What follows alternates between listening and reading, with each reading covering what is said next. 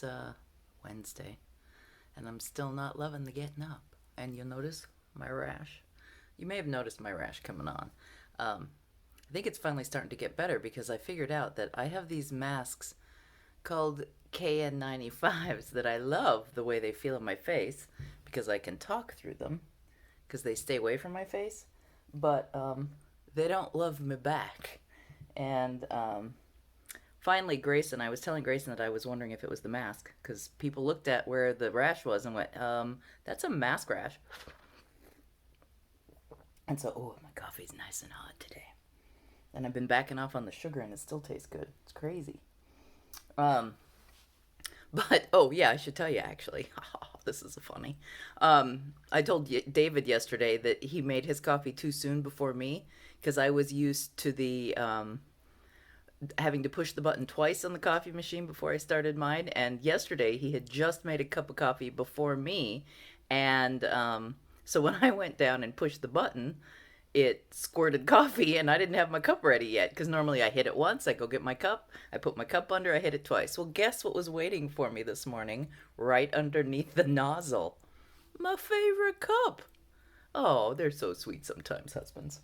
Of course, I had to hit it twice because it'd been too long since he made his coffee, so I was back to normal. But he did have my coffee, my mug, my favorite mug, washed and ready. So hot. So hot. I don't know what happened today, but I'm nailing it on the heat. So today we're going to talk about what I'm doing today, which is packing up to go off to this trunk show. What that means is yarn, and I've already piled the yarn because I'm, fingers crossed, going to fit it all into the car, not the van, because I don't want to take the van. I want to take the electric vehicle because that's more fun. So I've got all the yarn staged, ready to go, but I also need to bring sample garments. Ooh, and I have another sample garment to grab. Oh, yes, I just spotted it. We may have to get up and do a walkabout. So I thought I'd show you all of the sample garments that I have out of Donegal Tweed and Co. Because you've seen I'm bringing all Tweed items, so soft Donegal, Aran Donegal, and Darnie, which is the fingering weight. And then I'm also bringing the mohair silk fairy ring kits, but that's it. And oh, have you not seen enough of the mohair fairy kits? You've seen a lot of those, haven't you, lately? So I'm not going to show you those again. But I'm going to show you the amassed amount of samples that we have out of Tweed.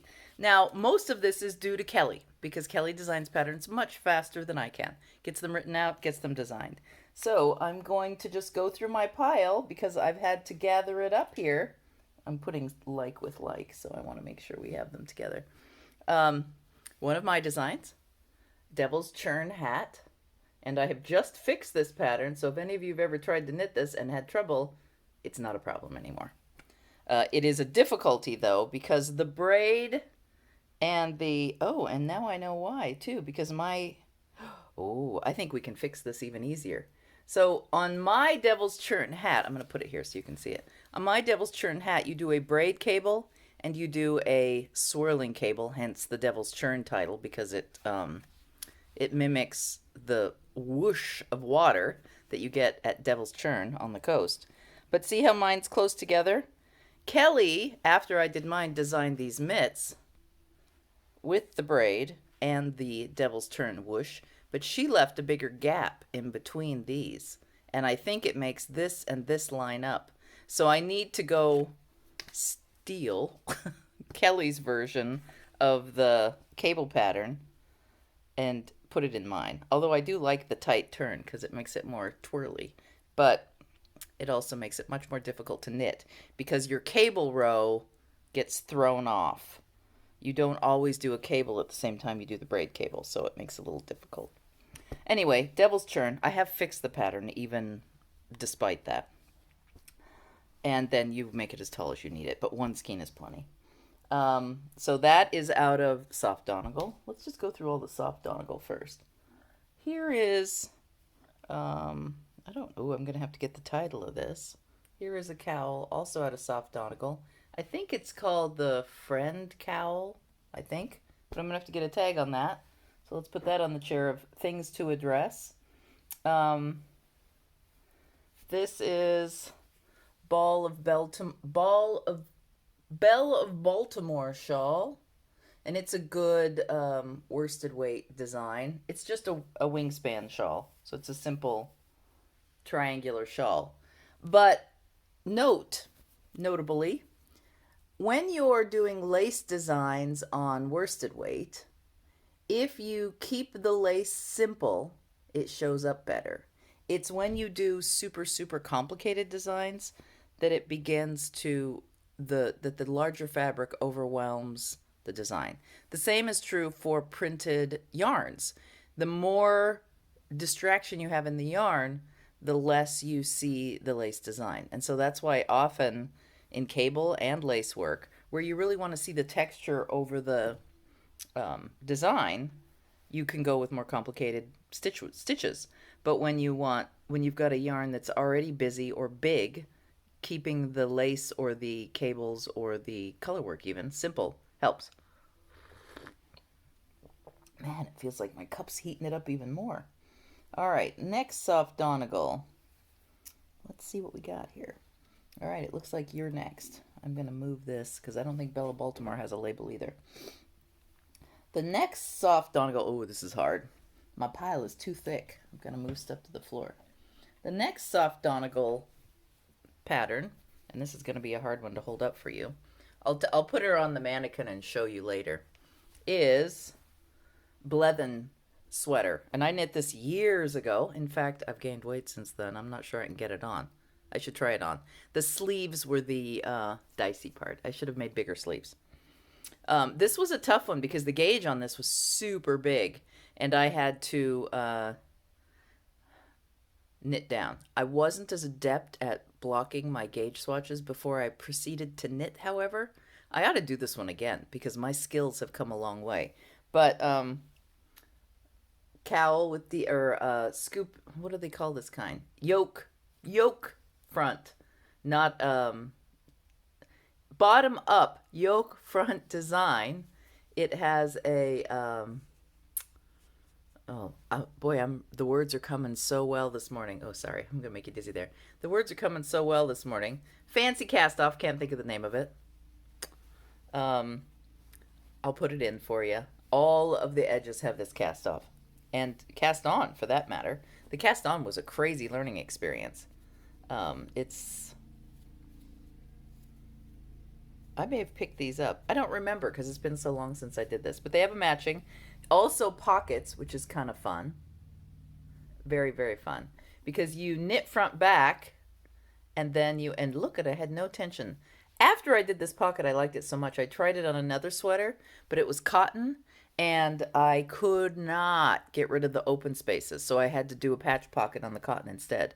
But on this one, it worked just fine. To knit front back, increase stitches, and then throw the pocket on rest stitches, knit the pocket, and then stitch the side seams. It was super cool. I'm trying to think. I cannot think of that. I-cord bind off. That's what it is. I-cord bind off. Every edge on this sweater has an I-cord bind off. Oh man, I was not. I can just.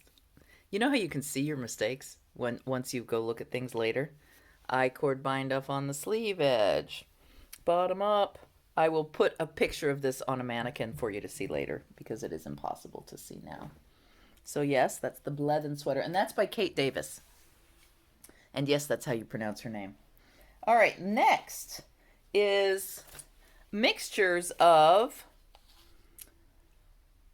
Donegal Aran and or soft and Donegal Aran. So this is an example, the Hedgehog Cowl, also by Kelly Slack, of color work. It just works the best to lay these across my chest. Let's get this on here. There we go. Oh, I know, you're seeing the underset. I'm trying to get it straight. I'm having troubles. There's tags all over this thing. I don't know what this is, but there we go. All right. Hedgehog Cowl. There it is. And note the tweed. See how that the tweed is much more prominent in the Aran line of Donegal tweed? It is. It's a looser ply, therefore holds more tweedy bits than the soft Donegal does. Now, you sacrifice some softness in your hand. But I gotta tell you, I love working with the Aran, and I think it softens up just fine once it's blocked. So I think I need to make a sweater out of the Aran so that I can convince people that the Aran is soft enough. Next is, oh, and this one has a tag, which is good for me. I wrote on these. The Tumalo shawl. This is a cool one. I love this shawl. Again, I'm going to put it across my chest. Make sure I'm right side up, and I'm not. So, this is I think pie? I think this is oh no, it's a segmented shawl. So see the segments?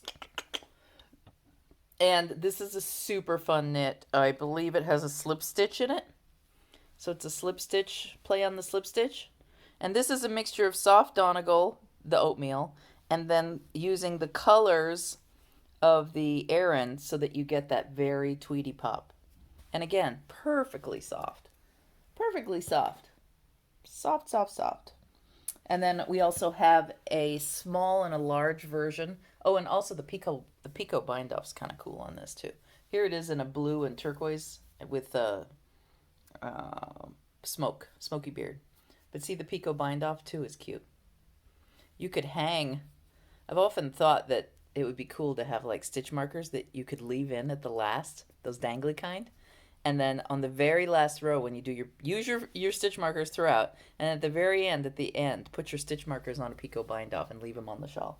I always thought that would be kind of a cool design to do. All right, so those are my soft Donegal and my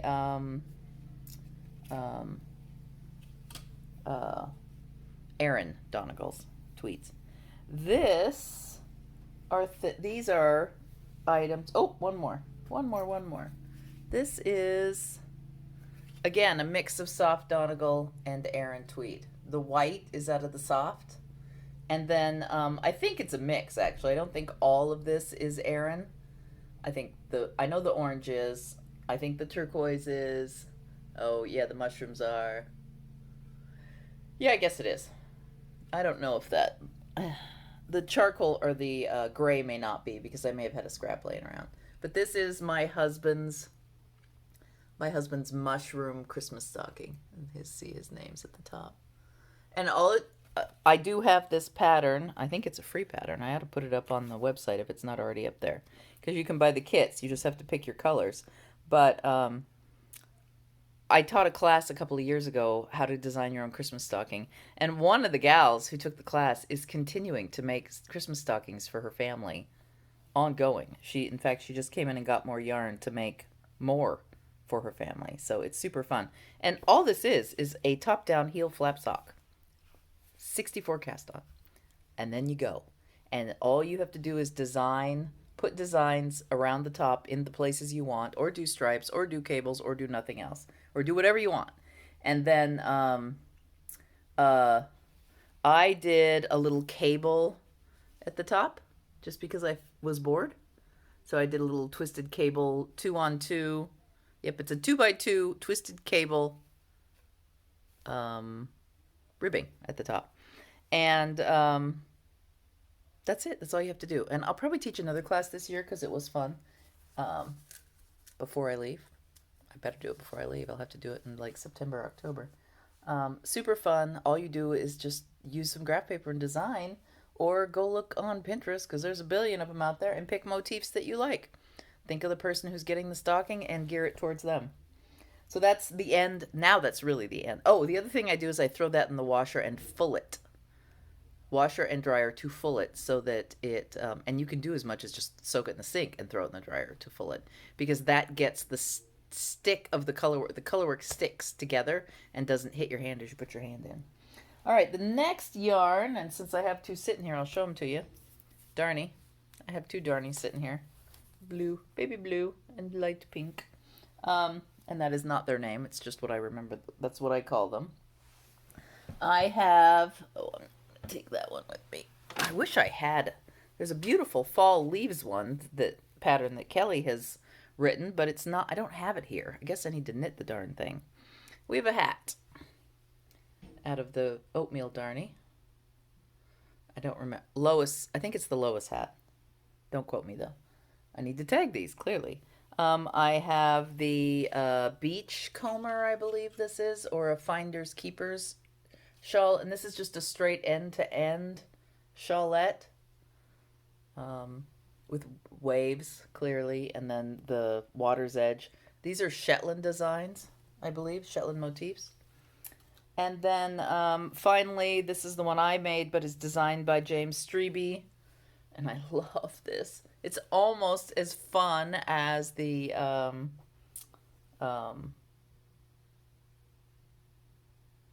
can't think of the name of it. Oh, I'm so bad. It's almost as fun as my favorite crochet pattern of all time. But this is the Rimsky-Korsakoff shawl. Super fun, nice picots, a nice design. You do have to just follow it along, but it's well charted, well charted. And it's fun out of the Darnie. Notice the Darnie has less fleck, but in the navy, which we are out of right now, but in the navy you get your best fleck. But there's still plenty of fleck in the rest. I think we need to work on upping the fleck on the Darnie, because the navy is by far the most popular. But I chose to do it out of denim-y blues because it goes with jeans really well. And I do wear that one. So, that is the Tweed talk today. I can show you a flower that I haven't done anything with. I need to do some more flower making. I've wanted to do the poppy version of my Afghan. I did get to bring my Afghan home, and I may take it as a preview, but I really shouldn't because it's for the slow crawl. So I may have to hold back on that one. I definitely need to write that one up. It's partially written, but it's not prettified. So I need to write that one up. I'm also taking the poncho. I'm also taking a soft Donegal poncho that I do not have near me right now, or I can't show you. But that's the plan today, is to pack up the car and the skin. Pack up the car, pack up my clothing, put labels on these garments, and get ready to go. Yeah, it's all hands on deck. I've got to call my yarn store too and tell her I'll be there at 1 o'clock tomorrow, because I found my pathway to Port Angeles. She's right on the way, which is awesome. And I get to go a different way to Port Angeles, which is also fun. So, road trip tomorrow with David, and I get to drive because, yeah, I get to drive. Ooh, my storage is low. I'm getting messages. Anyway, have a good day. I'm going to end it here. These things are becoming, used to be 10 minutes, now they're 20. You get to listen to me jabber. Have a good day tomorrow. I will be driving. I will still try and do this before I head out, but I have to head out at 9 a.m., which you know me and 9 a.m. Ooh, not good. We're going to be getting our coffee on the road. Have a good day. I will definitely take some footage where we're at. Bye.